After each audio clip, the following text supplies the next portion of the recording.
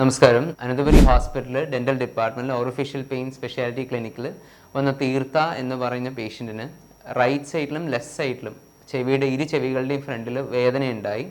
ട്രീറ്റ്മെൻറ്റിന് ശേഷം 9 months ആയി. അപ്പോൾ എന്താണ് തീർത്തയ്ക്ക് പറയാനുള്ളതെന്ന് നമുക്ക് കേൾക്കാം.